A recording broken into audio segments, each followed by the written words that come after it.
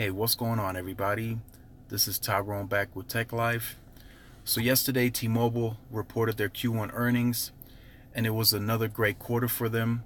This marks the 20th straight quarter they add 1 million plus customers, 1.4 million to be exact. They added 617,000 postpaid phone ads for the quarter. It is down from last year. Now, remember, in the past, T-Mobile put up pretty big numbers, so it's going to be a lot harder for them to go against their past numbers. So the numbers were down a little from last year.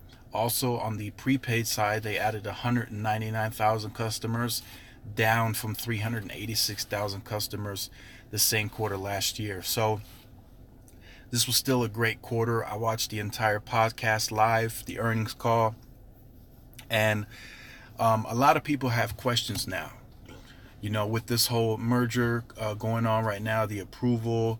So everyone's asking, well, T-Mobile is doing good. They're adding more customers than all three carriers put together. Why do they need a merger?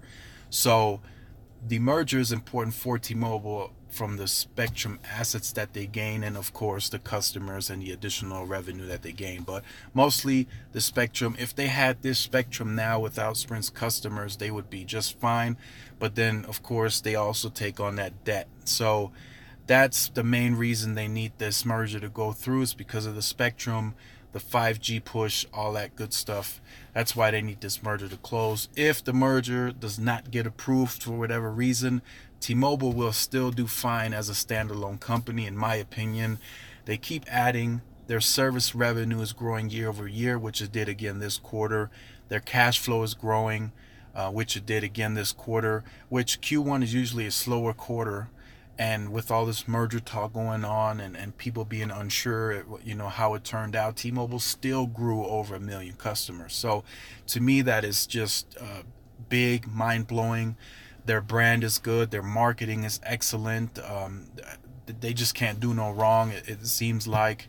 So if this merger does not go through, T-Mobile will still be fine.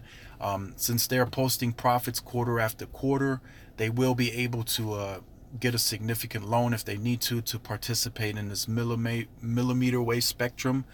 So that shouldn't be an issue for them. But that 2.5 that Sprint carries is just a lot better as far as penetration and traveling distance nationwide.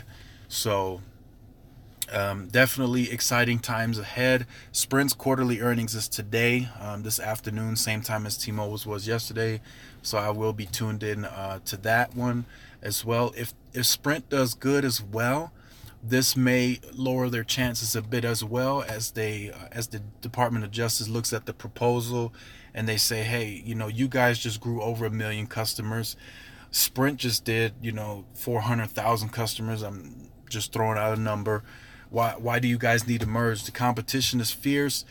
Prices are lowering. Why do we need a merger? That's one of the big questions that would be asked. And I think showing these good quarters by T-Mobile and maybe Sprint later on is going to affect them negatively, in my opinion. So leave all your comments in the comment section down below. Were you expecting T-Mobile to have a good quarter? I was.